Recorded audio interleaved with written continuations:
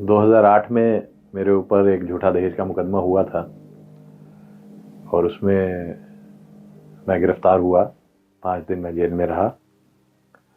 जब मैं जेल से बाहर आया तो मुझे काफ़ी धक्का लगा था। 2012 में निर्भया कांड हुआ। निर्भया कांड के बाद जो है झूठे रेप के मुकदमों में एक बाढ़ सी आ गई। लोगों ने इसे एक हथियार बना लिया। बहुत से सेक्सटॉर्शन रैकेट चलने लगे। तो धीरे धीरे दहेज के साथ उन मुद्दों पर काम करना शुरू कर दिया। अभी एक मुद्दा बड़ा चर्चित रहा, अतुल सुभाष का अभी चल रहा है मामला। तो क्या लगता है कि अतुल सुभाष और सोनी कपूर, क्या दोनों का कुछ कॉमन मुद्दा है? अतुल सुभाष की आत्महत्या बहुत ही दुखदाई कदम है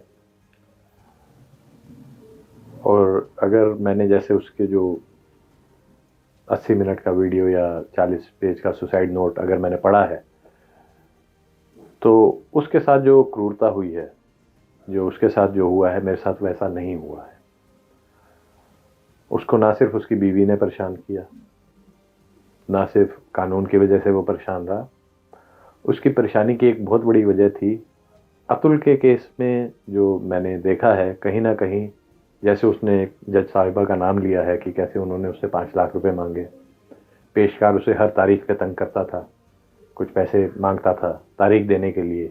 उसे 19 महीने में लगभग 120 तारीखें पड़ी, जिसमें 40 बार जाना पड़ा। वैसे अगर आपको एक छोटी सी बात बताऊं तो काफ़ी मेटिकुलस उन्होंने जब भी काम आत्महत्या का उन्होंने जब डिसीजन लिया उसके बाद जो भी काम किए उन्होंने, अपने सारे बिल पे किए, सब कुछ किया और अपने ऑफिस में हैंड ओवर दिया, सब कुछ किया आत्महत्या करने से पहले। तो इसका मतलब ये है कि वो एक बहुत ही समझदार व्यक्ति थे और जिम्मेदार व्यक्ति थे। अतुल सुभाष जैसी शख्सियत जिसने सुसाइड करने का निर्णय थक हार के लिया, संस्थाओं की अनदेखी से लिया, या जो भी कारण बने, या जो भी जुडिशियल अब आगे बनेगा, ऐसे मामले में पहुंचते पहुंचते क्या वाकई लगता है कि हमारी संस्थाएं सिर्फ एक तरफ देखती हैं? आज तक मुझे एक भी एमपी, एक भी एमएलए, एक भी पुलिस ऑफिसर ने ये नहीं कहा कि इन कानूनों का दुरुपयोग नहीं है। सिर्फ 16% रेप के केसेस सेटल होते हैं। रेप के केसेस में बोलियां लगती हैं कि इतने पैसे दे दो, लड़की गवाह बयान बदल लेगी। क्या आपको लगता है कि हम ऐसे समाज में रहते हैं जहां के ब्लड मनी, इस्लामिक कंट्रीज में होता है ब्लड मनी, तो यहाँ पे भी खुल्लम खुल्ला कर दो ना। जब यहाँ तो अंडर टेबल वाला सिस्टम, तो भाई अंडर टेबल मत रखो। अगर सिस्टम है, सिस्टम बन गया है, सिस्टम आपने एक्सेप्ट कर लिया है कि भाई दहेज का क्राइम है और पैसा देगा लड़का तो वो छूट सकता है, वो बरी हो सकता है, वो कैश हो सकता है, तो आपने सिस्टम ने अडॉप्ट कर लिया ना।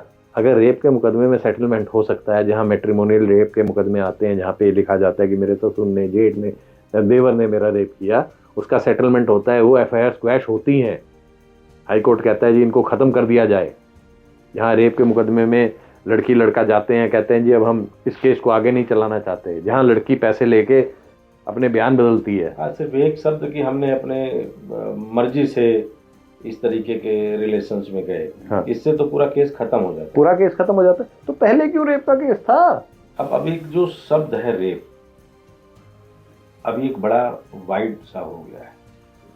पहले ये महिलाओं के लिए प्रयोग होता था कि महिलाओं के साथ ही हो रहा है, अब तो ये पुरुषों के साथ भी होने लगा है।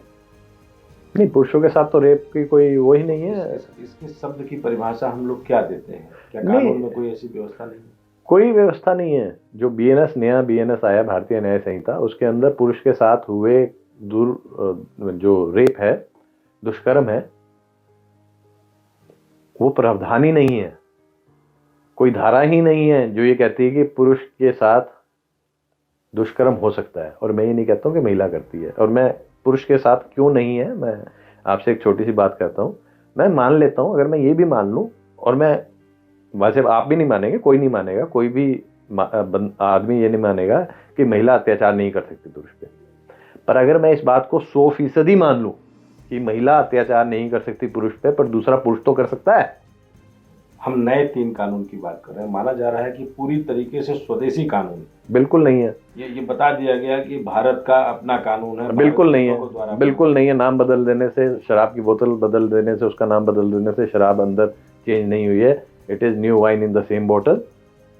मान के चलिए, आप प्रावधान पढ़ लीजिए, उनकी लैंग्वेज पढ़ लीजिए। सुप्रीम कोर्ट ने तो अभी कहा कि आपके पास एक मौका था 498 की डेफिनेशन बदलने का, आपने वही की वही डेफिनेशन, वही के वही शब्द प्रयोग करके 85 और 86 बना दिए। नमस्कार, मैं विजय।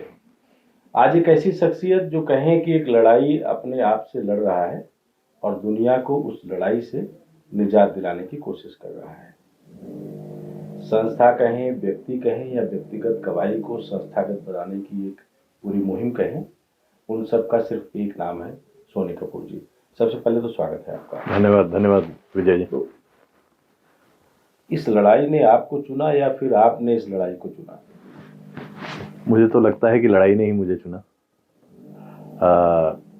2008 में मेरे ऊपर एक झूठा दहेज का मुकदमा हुआ था और उसमें मैं गिरफ्तार हुआ। 5 दिन मैं जेल में रहा। जब मैं जेल से बाहर आया तो मुझे काफ़ी धक्का लगा था कि झूठे मुकदमे में ऐसी जेल हो सकती है। तो मैंने इधर उधर जांच पड़ताल पूछना शुरू किया। तो 1-2 NGO थी जो इस मुद्दे पर काम करती थी, झूठे दहेज के विरोध में। तो उनके साथ जुड़े, कुछ चीज़ें उनसे समझी, कुछ चीज़ें हमने बदलनी चाहिए जो ना बदल पाए। फिर हमने अपनी एक संस्था NGO बना ली, जिसके चलते कि अब हम सहोदर के नाम से एक NGO है जो हम चलाते हैं, जिसकी वजह से अब हम पूरे हिंदुस्तान में अलग अलग लोगों को एडवाइस देते हैं कि इस लड़ाई को कैसे लड़ा जाए। 2012 में निर्भया कांड हुआ। निर्भया कांड के बाद जो है झूठे रेप के मुकदमों में एक बाढ़ सी आ गई। लोगों ने इसे एक हथियार बना लिया। बहुत से सेक्सटॉर्शन रैकेट्स चलने लगे। तो धीरे धीरे दहेज के साथ उन मुद्दों पर काम करना शुरू कर दिया। फिर धीरे धीरे होराइजन बढ़ा। तो आज हम जो भी पुरुषों से रिलेटेड मुद्दे होते हैं उन पर हम काम करते हैं। मिसयूज ऑफ लॉ के अगेंस्ट काम करते हैं। अभी एक मुद्दा बड़ा चर्चित रहा, अतुल सुभाष का, अभी चल रहा है मामला।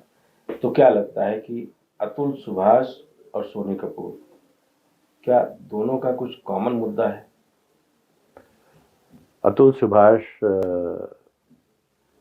की आत्महत्या बहुत ही दुखदाई कदम है। और अगर मैंने जैसे उसके जो 80 मिनट का वीडियो या 40 पेज का सुसाइड नोट अगर मैंने पढ़ा है, तो उसके साथ जो क्रूरता हुई है, जो उसके साथ जो हुआ है, मेरे साथ वैसा नहीं हुआ है। उसको ना सिर्फ उसकी बीवी ने परेशान किया, ना सिर्फ कानून की वजह से वो परेशान रहा, उसकी परेशानी की एक बहुत बड़ी वजह थी कि उसे जुडिशरी ने भी परेशान किया, जो कि मैं काफ़ी हद तक कह सकता हूँ कि मेरे साथ वो बात नहीं थी। मुझे जो भी जजेस मिले वो बड़े निष्पक्ष रहे और इस वजह से मैं अपने ससुर को कन्विक्ट कराने में कामयाब रहा। मैं अपने बच्चे की कस्टडी लेने में कामयाब रहा। मेरी बीवी को मेंटेनेंस नहीं मिली। पर अतुल के केस में जो मैंने देखा है, कहीं ना कहीं जैसे उसने एक जज साहिबा का नाम लिया है कि कैसे उन्होंने उससे 5 लाख रुपए मांगे। पेशकार उसे हर तारीख पे तंग करता था, कुछ पैसे मांगता था तारीख देने के लिए।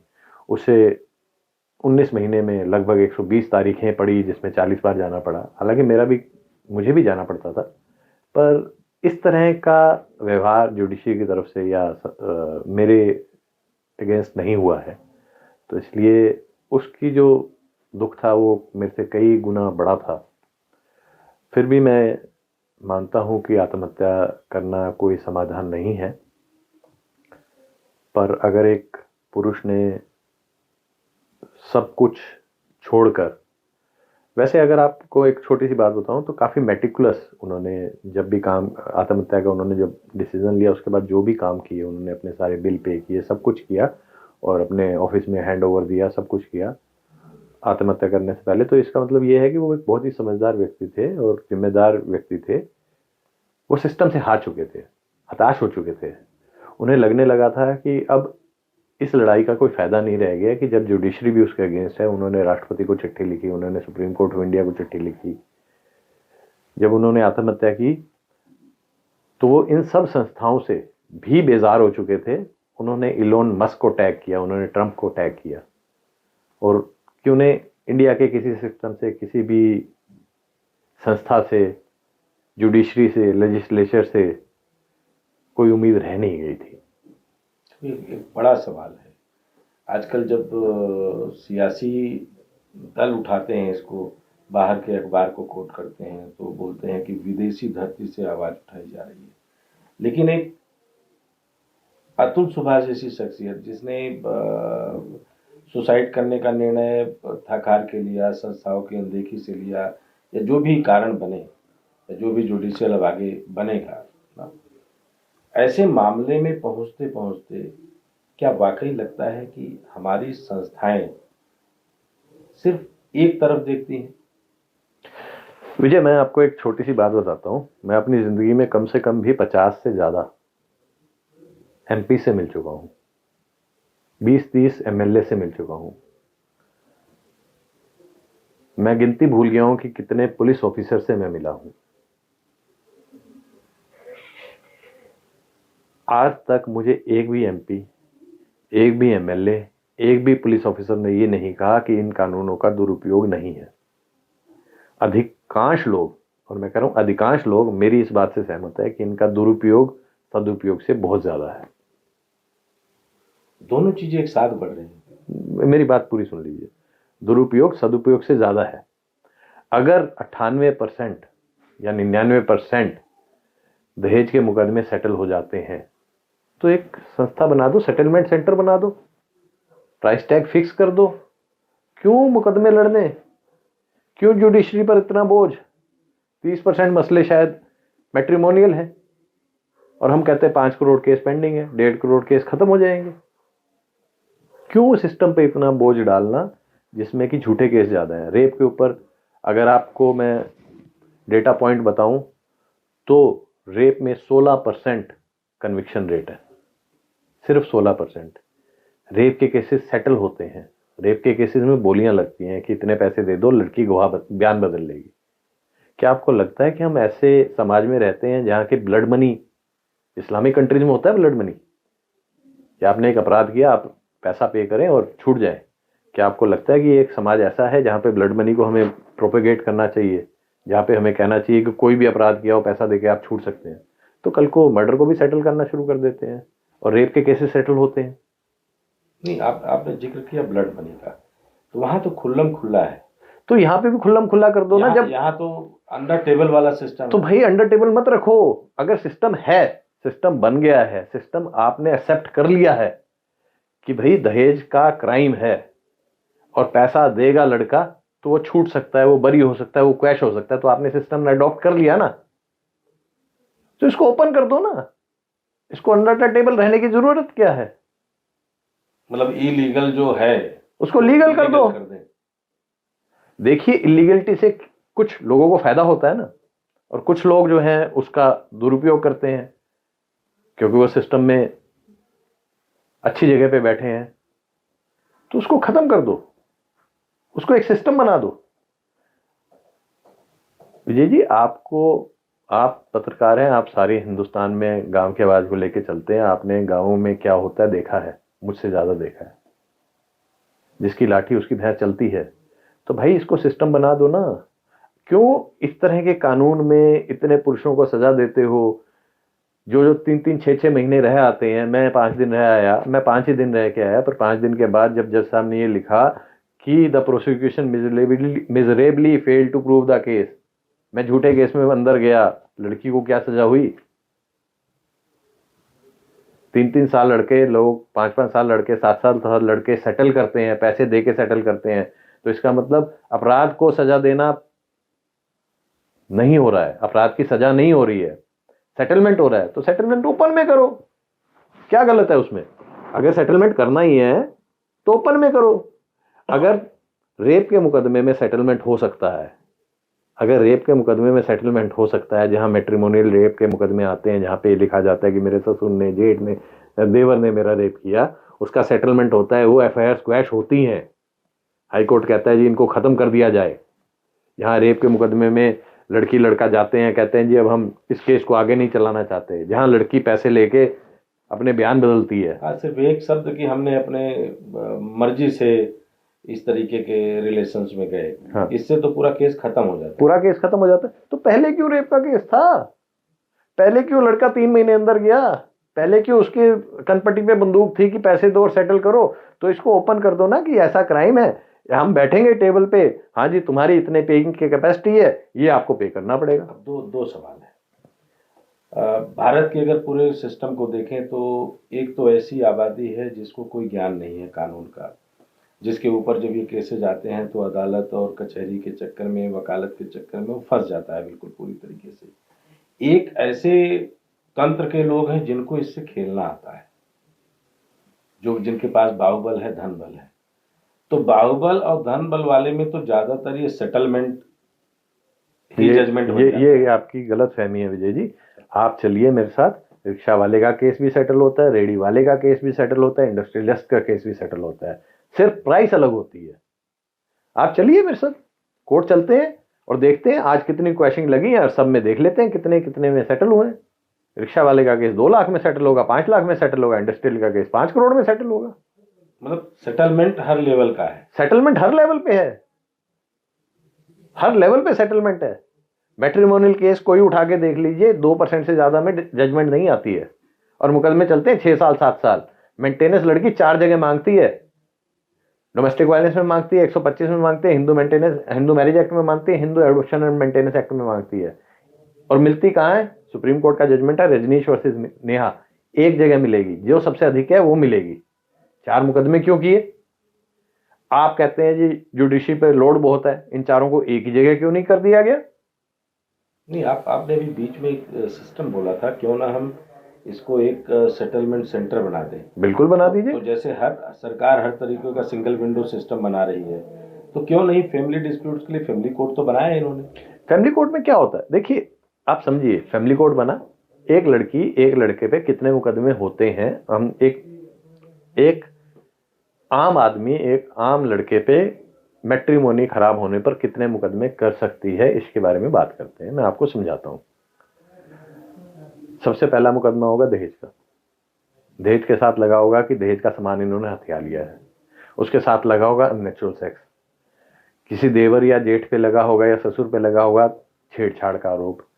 कुछ केसेस में छेड़छाड़ के आरोप के साथ लगा होगा अटेम्प्ट टू रेप या रेप भी। ठीक है। इसके बाद एक केस आएगा डोमेस्टिक वायलेंस एक्ट। तीसरा केस आएगा मेंटेनेंस का 125 में। चौथा केस आएगा बच्चे की कस्टडी का। 5वां केस आएगा दहेज का, या कई बार लड़के को ये राय दी जाती है घर बसाने का दावा डाल दो, जिसको रेस्टिट्यूशन ऑफ कंजुगल राइट्स कहते हैं। फिर जो दहेज या रेस्टिट्यूशन ऑफ कंजुगल राइट्स है उसके अंदर एक और मुकदमा आएगा मेंटेनेंस का, HMA 24। फिर एक मुकदमा आएगा Hindu adoption and maintenance act का मेंटेनेंस के लिए। ये मुकदमे आए सिर्फ ट्रायल कोर्ट में और इनकी अपीलें अभी बाकी हैं। शादी कितनी हुई? एक। मुकदमे कितने हैं? 8, 10, 7, 5, एवरेज है 4 मुकदमे एक मैट्रिमोनियल केस में। आपने सिंगल विंडो सिस्टम कहां बनाया? कुछ केस चलते हैं फैमिली कोर्ट में, कुछ केस चलते हैं मजिस्ट्रेट कोर्ट में, कुछ केस चलते हैं सेशन कोर्ट में। ये सिंगल विंडो सिस्टम नहीं है। प्री लिटिगेशन मेडिएशन जो महिला थाने में होती है, अगर आपने नाम सुना हो, CAW सेल में जब भी दहेज की कोई कंप्लेंट होती है पहले बुलाया जाता है और सेटलमेंट का प्रयास होता है। वहां पे क्या बात होती है? एक ही बात होती है, कितने पैसे लड़का देगा। फैमिली कोर्ट में क्या बात होती है? कितने पैसे लड़का देगा। महिला कोर्ट जब मेडिएशन में भेजती है क्या बात होती है? कितने पैसे लड़का देगा। एक बड़ा सवाल है हर तरफ। तो फिर ये तो उल्टा दहेज देने वाला या दहेज का कई गुना लेने वाला सिस्टम खड़ा हो गया। देखिए दहेज इसे क्यों नहीं एक सेटलमेंट एक्ट के नाम से सरकारें लाती हैं? मैं तो यही कह रहा हूँ, मैं तो पिछले कितने दिनों से यही बोल रहा हूँ कि भैया अगर हर एक चीज पैसे पे सेटल हो सकती है तो भैया आप एक प्राइस फिक्स कर दो कि आदमी की तनख्वाह इतनी है, ये इतना इनकम टैक्स देता है, उसको इतने पैसे देने पड़ेंगे। अगर शादी टूटेगी, कहानी खत्म। अब एक सवाल, कोई अपराध है तो उसकी सजा नहीं होगी, क्योंकि आज भी नहीं होती है। आप तो यही कह रहे हैं ना कि भैया 99% मसले सुलझ जाते हैं इसलिए सजा नहीं होती है, यानी 99% मैटर्स के अंदर पैसा दे के मैटर सेटल हो जाता है। तो 1% के लिए इतना तंत्र बनाने की क्या आवश्यकता है? उसके लिए सरकार कोई और सुविधा दे देना, जैसे लाडली बहन देती है, कोई और दे दे कि इनके मुकदमे नहीं सुलझ पाए, इनके पति के पास देने के लिए पैसे नहीं थे, जितने वो मांग रही थी उतने पैसे नहीं थे, चलो इनके लिए एक फंड बना देते हैं। नहीं, अब एक सवाल उठ रहा है कि ये तो पुरुषों की तरफ से जब आप बिल्कुल मुखर होकर के बात करते हैं, तो कितनी महिलाओं से आपको ताने सुनने को मिले हैं आज तक? बहुतों से मिलते हैं, बहुतों से मिलते हैं। मतलब आपने आधी आबादी को अपना दुश्मन बना लिया? नहीं, ऐसा नहीं कहूंगा। कोई भी एक पुरुष के ऊपर मुकदमा नहीं होता। जब एक पुरुष पे मुकदमा होता है तो उसके साथ उसकी बहन भी होती है, उसकी माँ भी होती है, तो आधी आबादी नहीं है। और ऐसा ही नहीं है, मैं ये नहीं कहता हूं कि सब भी मिसयूज करते हैं, मैं तो कहता हूं कि जितने केस आते हैं उसमें से अधिकांश मिसयूज होते हैं, और मिसयूज का मैं दुश्मन हूं, कोई बात नहीं। गालिब बुरा ना मान जो वाइज बुरा कहे, ऐसा भी है, सब अच्छा कहें जिसे। अब दूसरी तरफ जब आपने गालिब पे जिक्र कर ही दिया है तो फिर हम उस रास्ते पे थोड़ा आगे बढ़े। आज का भारत हर दिन एक रेप केस लिख रहा है, देख रहा है उसको, छोटी छोटी बच्चियों के साथ बड़े उसके। तो ऐसी मानसिकता के खिलाफ फिर आपका नजरिया कैसे होता है जब आप देखते हैं इसको? तो मेरी स्टडी नहीं है, हिंदू की स्टडी है। द हिंदू ने स्टडी की थी दिल्ली के अंदर, उसमें यह पाया गया था कि 69% रेप केसेस फॉल्स हैं, यानी 3 में से 2 रेप केस फॉल्स हैं। तो ये जब मेरे पास डेटा लेके आते हैं कि हर रोज एक कहानी लिख रहा है, तो मैं उनको ये बताता हूं कि हर 3 दिन में से 2 कहानियां झूठी होती है। हर 3 ऐसी कहानियों में से 2 कहानियां झूठी होती हैं। पर ये पूरा डेटा नहीं है। उसके बाद 20% और ऐसे केसेस हैं जो कंसेंसुअल होते हैं और जो बाद में रेप में कन्वर्ट कर दिए जाते हैं। यानी अगर हम डेटा को देखें तो हर 8 में से 1 मुकदमा सच्चा है और 7 मुकदमे झूठे हैं। और 1 मुकदमा सच्चा है, वो भी उस डेटा के हिसाब से। हिंदुस्तान में कन्विक्शन रेट अगर रेप का है, ट्रायल कोर्ट के अंदर रेप का कन्विक्शन रेट है तो 16% है। और मैं अगर ये मान भी लूं कि जुडिशरी में सब मुकदमे सच्चे होते हैं, सब ठीक ठाक डिसीजन होते हैं, अगर ये मान लूं तो भी 6 में से 1 ही रेप के सच्चा ही तो होगा ना दोस्त। पर 1 मिनट, मैं ये नहीं कह रहा हूं कि उसके साथ जिसके साथ रेप हुआ 6 में से 1 उसको न्याय नहीं मिलना चाहिए। पर मेरा ये कहना है कि जिन 5 के ऊपर झूठे मुकदमे हुए, जो बेवजह जेलों में गए, जिन्होंने सफर किया, जिनकी फैमिली ने सफर किया, जिनके कारोबार छूट गए, जिनका एम्प्लॉयमेंट खत्म हो गया, जिंदगियां छूट गई, जिंदगियां खत्म हो गई, जिन्होंने सुसाइड कर लिए, उन्हें भी, उनके परिवारों को भी तो कुछ कंपनसेशन मिलना चाहिए, उनके लिए भी तो न्याय होना चाहिए। क्या न्याय सिर्फ एक स्त्री की वजह से आप कानून बदल देते हैं? निर्भया की वजह से कानून बदला गया ना, नी जर्क रिएक्शन था। एक अतुल सुभाष की वजह से कानून क्यों नहीं बदला जा सकता? अब अतुल सुभाष के ऊपर भी ढेर सारे पत्नी ने लगा दिए, 2022 का मुकदमा और ये सब निकल कर आ रहा है। इन्हीं मुकदमों की वजह से तो उसने आत्महत्या की है। अगर उसके ऊपर 9 मुकदमे थे, जैसा मैंने पढ़ा है कहीं कि 9 मुकदमे थे, एक स्त्री ने 9 मुकदमे लगा दिए, पुरुष की कहीं सुनवाई नहीं हो रही, सारे झूठे मुकदमे। अतुल का कहना ही है। अब ये तो न्यायपालिका ही तय करेगी कि वो सच्चा था या झूठा था। उसे कहा जाता है 3.3 करोड़ रुपए दे दीजिए और ये सारे मुकदमे खत्म हो जाएंगे। घूम फिर के हम किस बात पे आए कि ये जितने भी मुकदमे थे ये सब किससे खत्म हो सकते हैं? पैसे से। तो भैया इसको 3 साल चलाने की, 2022 का मुकदमे 2024 के अंत में हम आ गए, आप मुकदमे ही चलाए जा रहे हो, ना उसको न्याय मिला लड़की को, ना लड़के को कुछ मिला। लड़के ने आत्महत्या कर ली। अब आप कह रहे हो कि ये 3 साल मुकदमे क्यों चले? अरे और उसके बाद भी सेटलमेंट हो जाना चाहिए था, तो सेटलमेंट पहले दिन करा देते यार, पहले दिन देख लेते उसकी क्या इनकम है, क्या फ्यूचर प्रोस्पेक्ट है, पहले दिन बैठ के तय कर लेते कि इतने पैसे देने, दे देते। वो एक ही बार होता है ना, उसको 120 बार तो नहीं जाना पड़ता या 40 बार तो नहीं जाना पड़ता, उसको मानसिक संताप तो नहीं होता, उसको जज के ताने तो नहीं सुनने पड़ते कि तुम्हारी बीवी को लगता है कि तुम्हारे पास इतनी धनराशि है तभी तो वो मांग रही है, और ये तो नहीं सुनना पड़ता कि 5 लाख दे दो ये प्राइस कम हो जाएगी। उसे पहले दिन शादी करते ही पता होता कि अगर ये शादी नहीं चली तो इतना खर्चा मुझे करना पड़ेगा। अब एक सवाल और, जब हम ये बात करते हैं कन्विक्शन की और उसकी, तो जो केसेस दर्ज हो रहे हैं, क्या लगता है कि साफगोई से केस दर्ज करते समय दर्ज करने वाला व्यक्ति, जो भी अधिकारी होता है, उसको धाराओं का सही प्रयोग करना आता है, या धाराएं भी अपने अपने हिसाब से धारा बदलती हैं? देखिए ये ना स्टेट वाइज इसमें बहुत वेरिएशन है। जैसे मैं पूरे हिंदुस्तान में मुकदमे देखता हूँ तो मुझे स्टेट वाइज बहुत ही वेरिएशन लगता है। जैसे गला दबाना, यूपी के अंदर इसमें 307 की एफआईआर दर्ज हो जाती है, जो कि एक बहुत ही संगीन जुर्म है। अगर यही आरोप हो कि इसने मेरा गला दबाने का प्रयास किया, इस पर 307 लग जाता है कि ये हत्या का प्रयास था। जबकि दिल्ली के अंदर ये नहीं लगेगा, इसमें 307 की धारा नहीं लगी होगी, हरियाणा में भी नहीं लगी होगी। तो ये स्टेट में कुछ चीज़ें चेंज होती हैं। मेरा ये मानना है कि पुलिस के अधिकारी भी बाउंड है, क्योंकि एक कॉग्निजेबल ऑफेंस है। रेप के ऊपर अगर वो एफआईआर दर्ज ना करे, दहेज के मामले में अगर वो एफआईआर दर्ज ना करे, अगर एफआईआर दर्ज ना करे तो उसके ऊपर कार्रवाई हो सकती है। पर उसके लिए भी हर एक स्टेट के अंदर CAW सेल, महिला थाना, परिवार परामर्श केंद्र, ये सब बने हैं जो कि कोशिश करते हैं कि मुकदमे ना दर्ज हों। मेरी एक ACP से बात हो रही थी अभी दिल्ली में ही वो हैं, इसी दौरान मेरी बात हुई।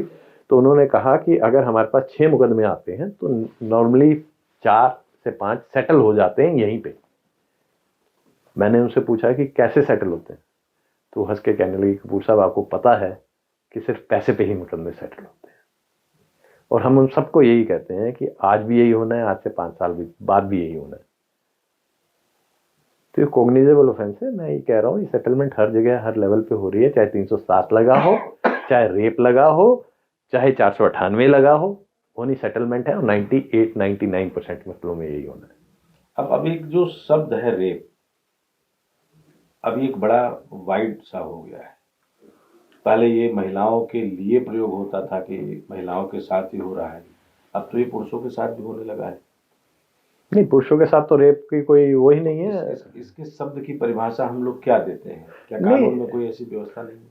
कोई व्यवस्था नहीं है। जो नया BNS आया, भारतीय न्याय संहिता, उसके अंदर पुरुष के साथ हुए जो रेप है, दुष्कर्म है, वो प्रावधान ही नहीं है। कोई धारा ही नहीं है जो ये कहती है कि पुरुष के साथ दुष्कर्म हो सकता है। और मैं ये नहीं कहता हूँ कि महिला करती है, और मैं पुरुष के साथ क्यों नहीं है, मैं आपसे एक छोटी सी बात करता हूँ। मैं मान लेता हूँ, अगर मैं ये भी मान लूँ, और मैं वैसे आप भी नहीं मानेंगे, कोई नहीं मानेगा, कोई भी आदमी ये नहीं मानेगा कि महिला अत्याचार नहीं कर सकती पुरुष पे।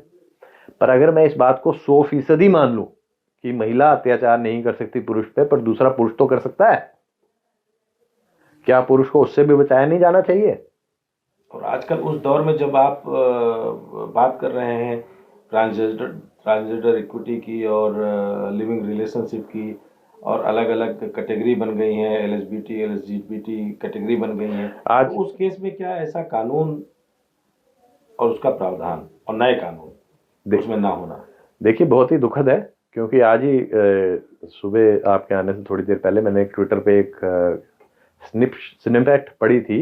ऑफकोर्स एक वेस्टर्न कंट्री का ही ये डेटा था कि a lesbian women is two times more likely to be assaulted by a lesbian partner than a heterosexual woman is likely to be assaulted by a heterosexual man।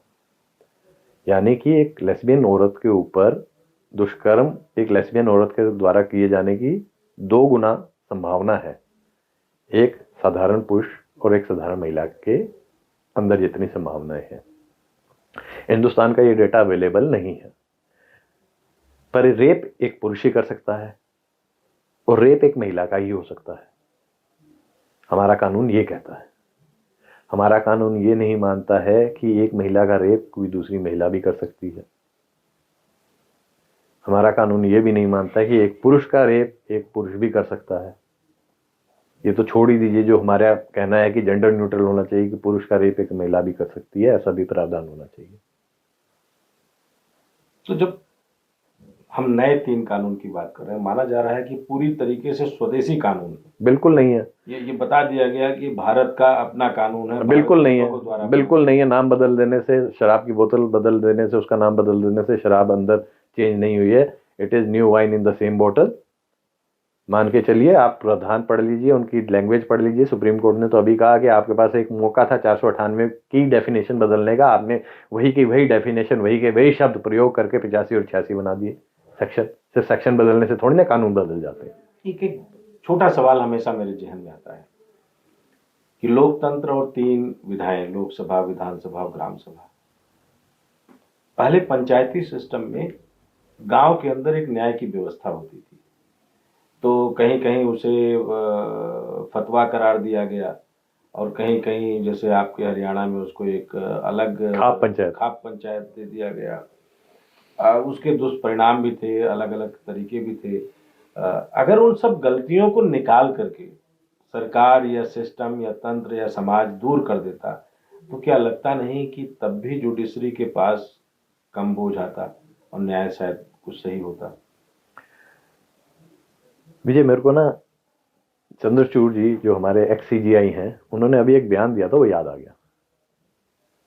आप कह रहे हैं खाप पंचायत, फतवा, ये सब दूर किया जाता, उनकी खामियों को दूर किया जाता। उन्होंने तो पूरी न्याय व्यवस्था पे ही सवाल कर दिया है कि हम तो सक्षम ही नहीं है इन तरह के मसलों से डील करने के लिए। अभी बयान आया था उनका पिछले हफ्ते, जब अतुल सुभाष ने आत्महत्या करी, उसी के बाद 1-2 दिन बाद एक प्रोग्राम में उन्होंने कहा कि अमूलचूल परिवर्तन की आवश्यकता है। देखिए, कानून का बदलाव जो है वो एक प्रोसेस होना चाहिए, जो कि नीजर्क रिएक्शन नहीं होनी चाहिए। जैसे आपने दहेज का कानून तो 1961 से था, आपको 1983 में न्यूज़ रिपोर्ट आने लगी कि बहुत सी महिलाएं तो खैर बन गया था, कुछ महिलाएं जो हैं केरोसिन की आग में जलने लगी हैं, तो आपने कानून बना दिए 304 भी और 498। उसका दुरुपयोग जैसे वो कानून बने शुरू हो गया। 1989 में पंजाब और हरियाणा हाईकोर्ट ने पहली बार इसके दुरुपयोग के बारे में आवाज उठाई थी। 1999 में मालीमात कमेटी बनी, उसने कहा कि इन कानूनों का बेहद दुरुपयोग हो रहा है, इनको बेलेबल और कंपाउंडेबल बना देना चाहिए। जिस कानून को बने हुए 5 साल के अंदर आवाज उठने लगी कि इसमें बदलाव होना चाहिए, आज 2024 में 40 साल के बाद में उसमें कोई बदलाव नहीं आया, क्योंकि एक लॉबी बहुत स्ट्रांग है। आपको पैट्रियार्की में कमियां दिखती हैं, आपको खाप पंचायत में कमियां दिखती हैं, आपको इस्लामिक फतवे में कमियां दिखती हैं, सब में कमियां दिखती हैं। आप ये चाहते हैं कि इनको अबॉलिश कर दिया जाए, इनको खत्म कर दिया जाए। अरे भैया, ये व्यवस्थाएं बनी थी हजारों सालों से। अगर इनमें कुछ समय के साथ कुरीतियां आ गई हैं, कुछ खामियां आ गई हैं, तो उन खामियों को दूर करने पे आइए। अगर इसको खत्म ही कर दिया आपने, न्याय व्यवस्था ले आई, और आज आपके जो सर्वोच्च पद पे बैठे थे CGI, उन्होंने कह दिया कि हम सक्षम नहीं है इनसे डील करने के लिए, तो अब कहां जाएंगे? एक बड़ा सवाल आपने, अब कहां जाएंगे?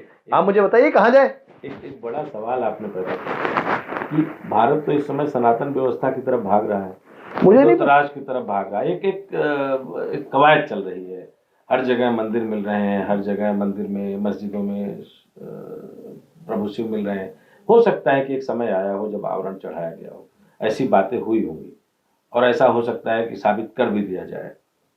तो लगता नहीं कि पूरा तंत्र, जिसको हम लोकतंत्र कहते हैं, तंत्र ने लोक के जितने आधार थे उसको ही खत्म करने की ठान रखी है? देखिए, अब मेरे को खैर इस का जो सवाल है, मेरे को एक तो सवाल भी पूरा समझ में नहीं आया कि लोकतंत्र में मेरा सवाल बिल्कुल सिस्टम है कि हम बात करते हैं, हम भारत के लोग, भारत का संविधान, भारत हमारा अपना एक वो है, और जब हम भारत की बात करते हैं तो कहा जाता है कि भारत गांव का देश है, और जब हम गांव की बात करते हैं तो गांव में एक पंचायती राज सिस्टम आया गया, जैसे भी आया। पहले से भी पंचों की व्यवस्था थी, सरपंच की व्यवस्था थी, जो हमारी बनी बनाई विधा थी, जैसा हमने बोला खाप पंचायत या फिर फतवा जारी करने वाली व्यक्ति। जरूरी नहीं कि हर कोई सही निर्णय लेता हो, कुरीतियां आई। तो क्या उनके खात्मे से ऐसा नहीं लगता कि सामाजिक ढांचे को और ज्यादा कमजोर कर दिया गया है? देखिए, कोई भी सिस्टम अगर आप उसको डिमोलिश कर देंगे, उसको खत्म कर देंगे, उसके बारे में ऐसा बोलने लगेंगे कि ये सिस्टम ही गलत था, शुरुआत से ही गलत था। एक शब्द पैट्रियार्की जो है, जिसका बहुत इस्तेमाल होता है कि पैट्रियार्कल सोसाइटी, अरे पैट्रियार्कल सोसाइटी सिर्फ हमारी नहीं है, सिर्फ इंसानों की नहीं है, सभी मैमल स्पीशीज के अंदर अधिकांश में पैट्रियार्कल सोसाइटीज है। पैट्रियार्कल सोसाइटीज बाउंड्री भी सेट करती हैं, पैट्रियार्कल सोसाइटीज प्रोटेक्ट भी करती हैं। आज हमने, और मेरा इस पे बहुत मतभेद हुआ एक फौजी से, फौजी से कि आपने महिलाएं तो ले आए फौज में, आप उनको कॉम्बैट ड्यूटी देना नहीं चाहते, तो क्यों क्लरिकल काम करने के लिए लाए थे? तो क्लर्क रखते, अफसर क्यों रखे?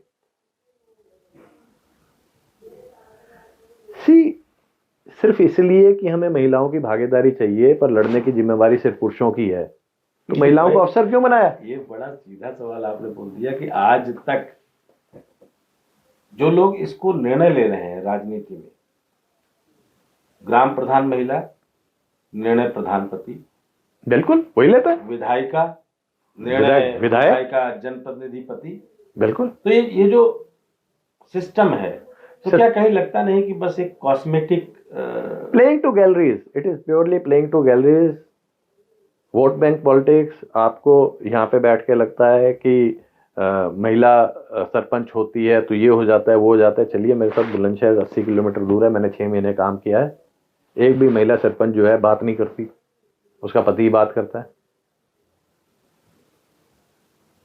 मैं हिसार से बिलोंग करता हूँ, लाली मेरा नानका गांव है, वहां चलिए, जब भी सरपंच महिला बनती है कोई बात नहीं करती। अब फिर एक सवाल आ जाएगा, आप लड़ाई पुरुषों की लड़ते हैं, महिला अत्याचारों के खिलाफ लड़ते हैं कि मतलब, लेकिन फिर मेरा सवाल, देखिए ये विरोधाभास हमेशा रहेगा सोसाइटी के अंदर, कभी एक बड़ा भारी होगा, कभी एक नहीं, कभी दूसरा होगा। पर आपको लगता है कि समाज में परिवर्तन किए बिना कानून के अंदर मात्र परिवर्तन करने से अगर समाज का भला हो सकता होता तो बहुत दुनिया का भला हो चुका होता। नहीं, कानून में जो खामियां हैं उस सिस्टम को दूर, उस खामी को दूर करना चाहिए, महिलाओं को सक्षम बनाना चाहिए। एक ट्वीट आया था, बहुत ही था, बहुत चुभता है, बेटी पढ़ाओ बेटी बढ़ाओ, ठीक है, बेटी बचाओ बेटी पढ़ाओ, पर पढ़ी लिखियों से भीख मांगना तो रुकवाओ। ये जो एलिमनी के नाम पे सारी औरतें, पढ़ी लिखी शिक्षित औरतें खड़ी हो जाती हैं, इनके बारे में भी तो कुछ करो। ये क्यों सीटें खराब करती हैं इंजीनियरिंग कॉलेज की, मेडिकल कॉलेज की? अगर इन्हें काम नहीं करना होता, कोई पुरुष अगर उस इंजीनियरिंग कॉलेज में, उस मेडिकल कॉलेज में पढ़ा होता तो एक परिवार चला रहा होता, एक परिवार संभाल के बैठा होता। आपने एक सीट भी खराब करी। महिला आयोग को चिट्ठी नोटिस जारी करवाने वाला बयान हो जाएगा। महिला आयोग में से जितने मर्जी सवाल कर ले, मुझे उसकी कोई चिंता नहीं है। अब एक सवाल और, जब पुरुष आपके पास कोई आता है या आप किसी पीड़ित पुरुष के पास जाते हैं तो क्या क्राइटेरिया होता है आपका? कैसे जानते हैं कि वाकई किसी महिला के अत्याचार से ये पीड़ित है या ये भी फैब्रिकेटेड है? क्योंकि दोनों तरफ ऐसा हो सकता है। बिल्कुल हो सकता है। मेरी एक बहन है, टीचर है, क्लास टीचर है, मैं टीचर पढ़ाती है, तो उसने मेरे से ये सवाल किया कि शोनी तुझे कैसे पता चलता है? तो मैंने उससे एक ही सवाल किया, मैंने कहा दीदी एक बात बताओ, बच्चा क्लासरूम में आता है, आपको कैसे पता चलता है कि इसने काम किया या नहीं किया? कहते चेहरे पे लिखा होता है। मैंने कहा ऐसे ही एक्सपीरियंस है, हमें भी पता लग जाता है। कुछ छोटी छोटी चीज़ें मैं आपको बता देता हूँ जिससे पता चलता है। रेप के अधिकतर मुकदमों में, और ये आप डेटा उठा लीजिएगा, 100 FIR पढ़िएगा, उसमें से कम 50 से 60 में भी मिलेगा एक जादू की गोली का जिक्र होता है कि मुझे नशा खिलाकर ये दुष्कर्म किया गया मेरे साथ। हजारों लाखों गिरफ्तारियां हो चुकी हैं रेप के मुकदमों में। पुलिस लड़के को मारती है, पीटती है। मेरा एक ही सवाल है, कोई पुलिस वाला बता दे, कोई एडवोकेट बता दे, कोई जज बता दे, कोई महिला आयोग का वो पुरुष, कोई महिला आयोग के सदस्य बता दे कि वो नशीला पदार्थ है क्या जिसको खाते ही 2 सेकंड में लड़की बेहोश हो जाती है, जैसे ही दुष्कर्म खत्म होता है लड़की होश में आ जाती है। और उसका असर होता तो होगा कहीं ना कहीं। तो ऐसा कौन सा पदार्थ है? एनालिसिस तो करते होंगे। ऐसा कौन सा पदार्थ है? क्या वो जादू की गोली है कि आदमी का रेप करने का मन करता है, उसके सामने एक देवी प्रकट होती है, उसे ये गोली देती है, ले। अब कैसे? अब मुझे ये बताइए सर, इतने पुलिस ने कार्रवाइयां कर ली, इतने लाखों गिरफ्तार हो गए, वो जादू की गोली कहां है? उस सब्सटेंस का नाम क्या है? कोई तो बता दे। जो दूध में डाल के, चाय में डाल के, कोल्ड ड्रिंक में डाल के पिलाया जाता है, और जिसके पीते लड़की बेहोश हो जाती है 1 सेकंड में। 2 सेकंड में। अरे मेडिकल भी कहती है अगर आपको इंजेक्शन भी देते हैं तो भी आपको टाइम लगता है। टूथ एक्सट्रैक्शन कराने जाते हो, लोकल एनेस्थीसिया भी देता है तो भी कहता है 15 मिनट वेट करो। तो कुछ कुछ तो होता होगा कहीं कुछ पे। कहाँ है, होता है तो बता दो ना। अरे होता है तो बता दो, वो सब्सटेंस क्या है, उसका नाम क्या है, वो ऐसी कौन सी दवा है जो किसी दुकान पे नहीं मिलती। मैं तो हजारों केमिस्ट से पूछ लिया कि भाई साहब ऐसी कौन सी दवाई आती है जिसको खिलाते ही आदमी बेहोश हो जाता है, कहते ऐसी कोई दवाई नहीं आती। अब एक एक और पहलू, जैसे निर्भया अब का। एक एक सेकंड, तो ये जैसे ही कभी ऐसी कहानी आती है मेरे सामने, मैं कहता हूँ ये तो कहीं झूठा ही होगा। दूसरा, शादी का झांसा दे के रेप। अरे भाई तुम्हें क्या आग लगी थी, तुम शादी तक वेट नहीं कर सकती थी, या ऐसी पुरुष से शादी करनी जरूरी थी, उस पुरुष में ऐसी क्या खूबी थी, ना करती।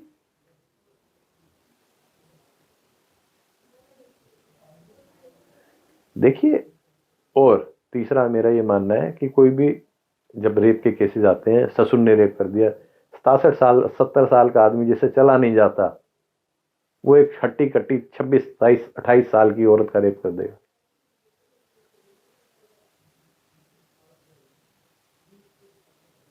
ये सब चीजें देख के पता लग जाता है झूठे।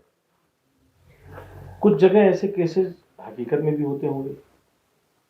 अगर हकीकत में होते हैं तो बिल्कुल उनको न्याय मिलना चाहिए। मैंने कभी ये नहीं कहा कि उनको न्याय नहीं मिलना चाहिए, पर मेरा सवाल एक ही है जी। आप, मैं जब पुरुषों की बात करता हूं तो आप महिलाओं का सवाल ले आते हैं। कभी महिलाओं से पूछा है कि भैया जो झूठे मुकदमे होते हैं उनमें पुरुषों का क्या होना चाहिए? मैं महिलाओं की बात करूंगा, बिल्कुल करूंगा, उनके हक की भी लड़ाई लड़ूंगा जब 2/3 पुरुषों को तो न्याय मिलने शुरू हो जाए, कुछ उनको तो न्याय मिलना हो जाए, उनमें 5% को तो मिलना शुरू हो जाए। कोई 1 2 5 10% लड़कियां जिन्होंने झूठे मुकदमे किए हैं उनके बारे में तो सोच लो, उनको तो सजा कर दो। महिलाओं के लिए हर एक स्टेट के अंदर आयोग है, हर एक गांव कूचे में एक एनजीओ है, वो बात कर रही है ना, वो उनकी आवाज उठा रही है ना। तो मुझे उठाने की आवश्यकता नहीं है उनकी आवाज, मुझे उन पीड़ित पुरुषों की आवाज उठाने दो अभी। तो एक नाम आप ले आए, सहोदर। हाँ जी। मतलब जो शब्द अपने आप में होता है कि सगा भाई, सह उदर, मतलब कि एक ही पेट से पैदा हुआ, मतलब। हाँ जी, सह उदर। हाँ जी। तो आपने जो सबको एक सहोदर के साथ एक हम सब भाई हैं, हम एक ही पीड़ा से उपजे हैं, हम सब एक ही चीज से पीड़ित हैं, कानून के दुरुपयोग से। तो हमारी जननी, हमारे जुड़ने की जननी कानून का दुरुपयोग है। ये जो कानून का दुरुपयोग पीड़ा के रूप में बना और पीड़ा से सहोदर बन गया, तो आज सहोदर कितना बड़ा बन गया है भारत के अंदर? सहोदर काफी बड़ा ग्रुप है। अगर आप कहें तो आज भी मेरे को दिन में 10 से 15 लोग कॉल मैसेज किसी ना किसी तरह से जुड़ते हैं सहोदर के साथ, नए लोग। और दिल्ली, बॉम्बे, पूना, गुड़गांव, हैदराबाद, बैंगलोर, बड़े बड़े शहरों में, अधिकांश बड़े शहरों में तो कुछ लोग हैं जो कि इस मशाल को आगे लेके चलते हैं, वहाँ पे लोकल लोगों की हेल्प करने की कोशिश करते हैं। मैं एग्जैक्ट शहर तो नहीं दे पाऊंगा, लगभग 200 ऐसे शहर होंगे। तो शहर ज्यादा सहोदर के साथ है या गांव ज्यादा है? शहर, आज की तारीख में शहर ही ज़्यादा हैं, और उसकी बहुत बड़ी वजह ये है कि अभी भी गांवों तक परकुलेट नहीं हुई है इन्फॉर्मेशन। दूसरी बात, हमारे लिए दिल्ली से बैठ के काम करते हुए एक बहुत बड़ी जो हमारे लिए रोड ब्लॉक आता है वो आती है लैंग्वेज। लिंग्विस्टिकली हम हिंदी या अंग्रेजी में ही बात कर सकते हैं, कोई भी हमें कॉल करता है, हमें लोकल लैंग्वेजेस नहीं आती हैं। तो इस वजह से सदर्न इंडिया में जो हमारा पेनिट्रेशन है वो बहुत कम है, ईस्टर्न इंडिया में भी थोड़ा कम है। बट उनके शहरों में भी जो लोग हैं जिनको हिंदी या अंग्रेजी आती है वो हमसे जुड़ते हैं, इसीलिए शहरों में हमारा ज़्यादा है, गांव में कम है। पर अगर आप हरियाणा, पंजाब, वेस्टर्न यूपी की बात करेंगे तो मैं कहूँगा कि उतना डिफरेंस नहीं है जितना कि सदर्न इंडिया में। तो सहोदर का सबसे ज्यादा सघन कहाँ है सहोदर आपके? दिल्ली, दिल्ली और या एनसीआर। तो जब दिल्ली एनसीआर की बात करें और इन सब चीजों से हम आगे बढ़ते जाते हैं, तो कोई ऐसा सहोदर मिला जिसको आपको लगा कि नहीं यहाँ भूल हो गई?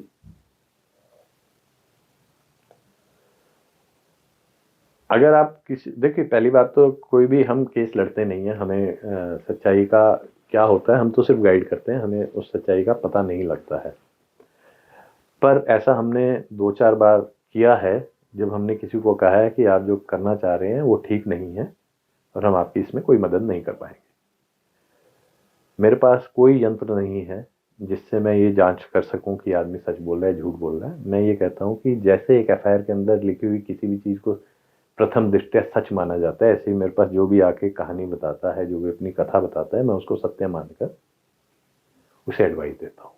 तो मतलब आपकी सलाह फिर क्या कुछ लीगल मदद वालों को भी जोड़ दी है साथ में, या सिर्फ आप सलाह देते हैं? हम सिर्फ सलाह, लीगल उनकी अपनी मर्जी, हम सिर्फ सलाह देते हैं, लीगल उनकी अपनी मर्जी। अब जब सलाह की बात आती है तो आपकी सलाह और एक वकील की सलाह, जिनके वो क्लाइंट होते हैं आपके सवाल, कहाँ कहाँ क्लैशेज होता है? हमें नहीं पता वो उसका, देखिए जी बहुत से लोग सेकंड ओपिनियन लेने आते हैं हमारे पास, हमारी मीटिंग में जो लोग आते हैं, हम कभी भी किसी वकील साहब से बात नहीं कर सकते उनके लिए, ना करना चाहते हैं। ये जो वॉल है ये बड़ी क्लियर है, ये वॉल बड़ी क्लियर है, इस वॉल को हम कभी क्रॉस नहीं करेंगे। अगर करना होता तो हम उस तरह से काम कर रहे होते। देखिए हर एक कोई भी काम करता है उसके कुछ नियम कानून कायदे होते हैं, हम उन चीज़ों को क्रॉस नहीं करते। हम आपको ये एडवाइस दे रहे हैं, आप अपने वकील से पूछिए, क्योंकि वकील जाके कोर्ट में केस लड़ता है। हम आपसे जो आपने फैक्ट बताया उसके ऊपर क्या करना है। देखिए मैं आपको कुछ छोटी छोटी बातें बताता हूँ, जो आरटीआई से कुछ चीज़ें होती हैं जो वकील साहब नहीं निकालना चाहते हैं या निकाल नहीं पाते, या उनके उनके पास समय नहीं होता। ऐसा नहीं मैं कहूँगा कि उनके पास जानकारी की कमी होती है। हिंदुस्तान का पहला ऐसा केस मेरा था जिसमें कि ससुर को कहा गया कि आपने इतना खर्चा किया है, इसके ऊपर आपने इनकम टैक्स नहीं दिया, आप इसके ऊपर इनकम टैक्स दीजिए। ठीक है, अब इस तरह की चीज़ कोई वकील साहब नहीं बताते, उस समय नहीं बताते। अब कुछ बताने लगे होंगे तो मैं कह नहीं सकता, उस समय नहीं बताते थे। आरटीआई से हम लड़की कहाँ काम कर रही है कहाँ नहीं काम कर रही है वो डेटा हम निकलवा सकते हैं, निकाल के उन्हें बताते हैं कि आप ये कीजिए वो कीजिए। ठीक है, कोर्ट में क्या प्रेजेंट करना है, कोर्ट में क्या बोलना है, ये फैक्ट्स हैं, ये ले जाइए अपने वकील साहब को दिखाइए, वो करेंगे प्रेजेंट। पर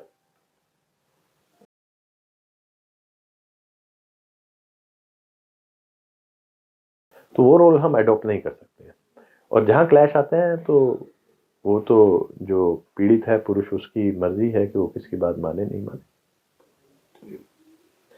तो आप तो हिसार के रहने वाले हैं, बिल्कुल।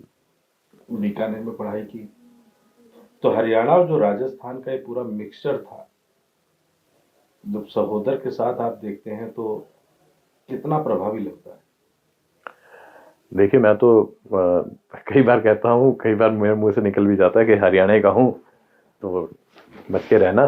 देखिए ये आप जहाँ से बिलोंग करते हैं, जिस तरह के वातावरण में आप रहते हैं, तो ठीक है, कुछ ना कुछ प्रभाव उस समय का भी मेरे एजुकेशन सिस्टम का, या जिस तरह के लोगों के साथ मैं रहा कि हम डट जाते हैं, डरते नहीं हैं, तो वो भी रहा होगा, तभी मैं ऐसी लड़ाई लड़ पाया, अपने केस में भी खुद लड़ पाया। वो एक शेर एक और याद आ गया कि हर बात की खातिर डट जाना, हर बात की खातिर कट जाना, ये काम जुनून कर सकता है, ये अकल के बस की बात नहीं। तो ऐसी कुछ चीज़ें होती हैं जो बिल्कुल जहाँ परिवेश से हम आए हैं उसका प्रभाव रहता है। तो क्या अगली मांग कोई सहोदर की पुरुष आयोग जैसी गठन की भी रहेगी? अगली मांग नहीं है, ये एग्जिस्टिंग मांग है हमारी। अच्छा, ये हम कर रहे हैं कि पुरुष आयोग होना चाहिए। हम बहुत सारे मुद्दों को एक साथ लेके काम कर रहे हैं कि कंपनसेशन होना चाहिए फॉल्स एक्यूज को, एक स्ट्रॉन्ग मिसयूज क्लॉज होना चाहिए, लॉज के अंदर जेंडर न्यूट्रलिटी आनी चाहिए, और महिला आयोग, बाल आयोग की तरह से एक पुरुष आयोग का भी गठन होना चाहिए। पुरुषों की पूरी भरमार है पॉलिटिक्स में। आज महिलाओं की आरक्षण की बात पर लड़ाइयाँ चल रही हैं कि आरक्षण दिया गया, वो भी 33% तक पहुंचे। ऐसे ऐसे समय में क्या लगता है कि आरक्षण क्यों दिया जा रहा है? महिलाओं को समानता के लिए सर कुछ ऐसा बनाया होगा लोगों ने? मतलब कि आप क्या ये कहना चाह रहे हैं कि महिलाएं सक्षम नहीं है, अपने दम पर नहीं आ सकती हैं? तो कुछ ऐसा ही रोग होगा। नहीं, आप क्या कहते हैं, वो रोग तो मुझे पता है। नहीं, हमारा तो देखिए जाहिर सी बात है कि आरक्षण का प्रावधान है, इस तरीके का प्रावधान है, तो कहीं ना कहीं जो इक्वलिटी लाने की बात, समानता का अधिकार देने की बात है, कंधे से कंधा मिलाने का जो नारा दिया जाता है, सियासी नारा, नारा तो यही है। चलिए, दो चीजें कॉम्प्लीमेंट्री थी, आपने उन्हें इक्वल कर दिया, तो चल पाएंगे। आपकी घड़ी में सुई, घंटा बताने वाली सुई और मिनट बताने वाली सुई का कांटा एक साइज का क्यों नहीं है?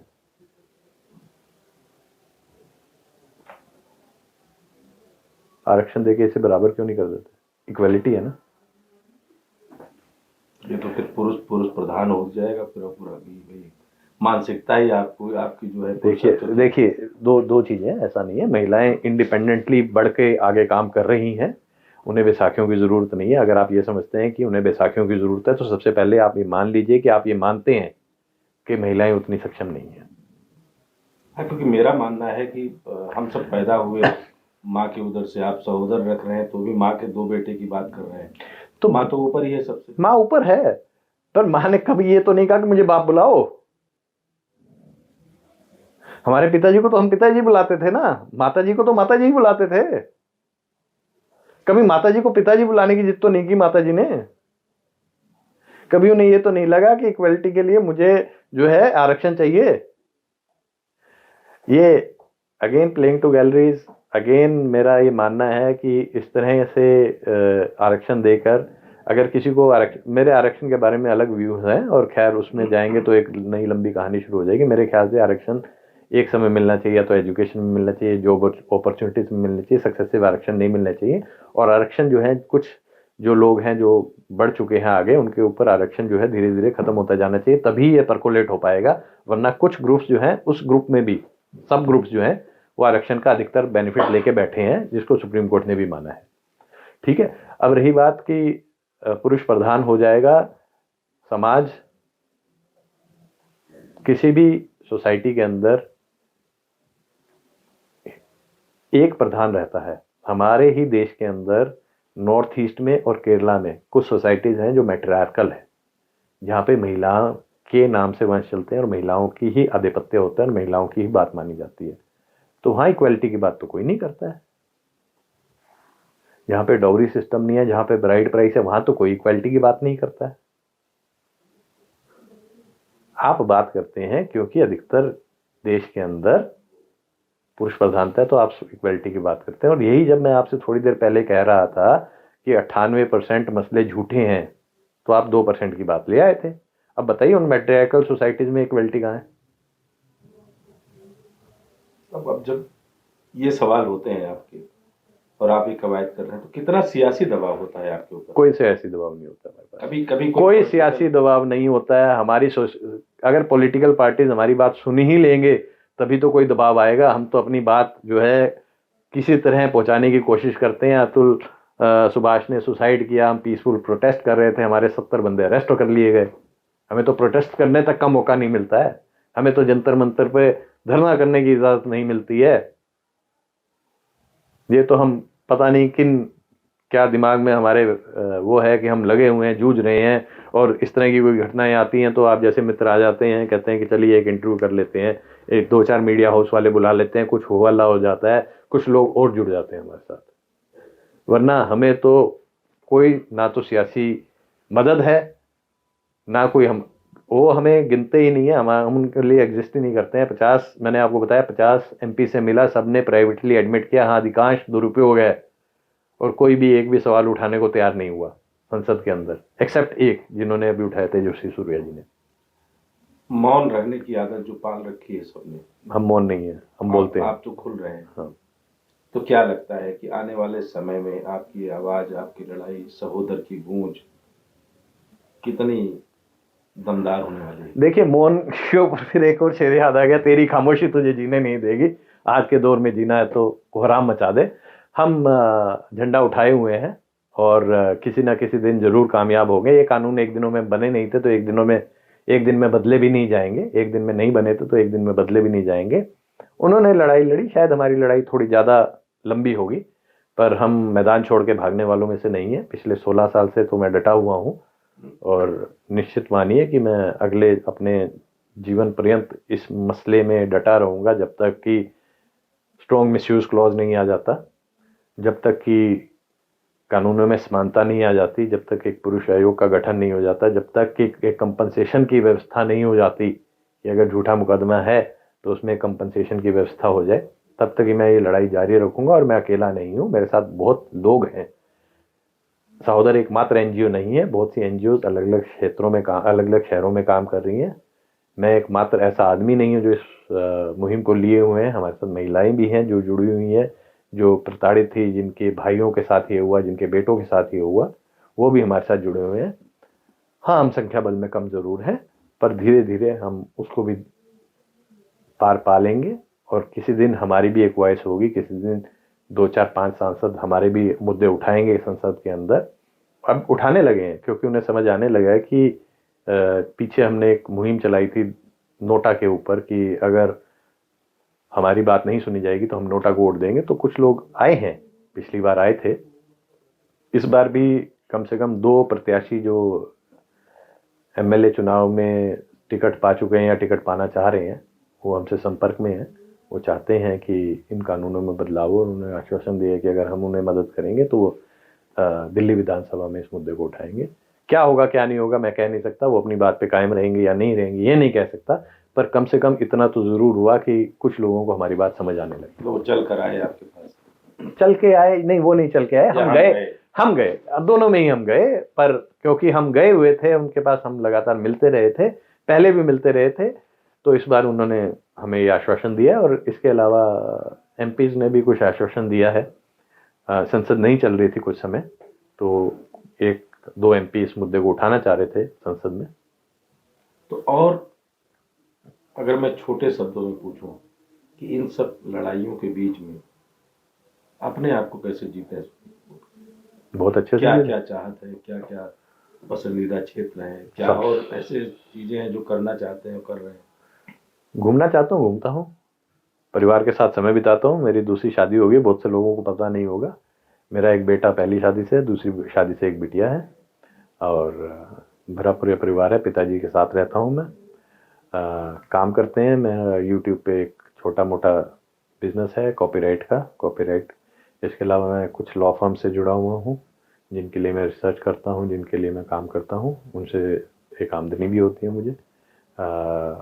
और इसके अलावा खुश रहते हैं, खुश रहने का पूरा प्रयास करते हैं। जहाँ ज़रूरत होती है वहाँ काम करते हैं।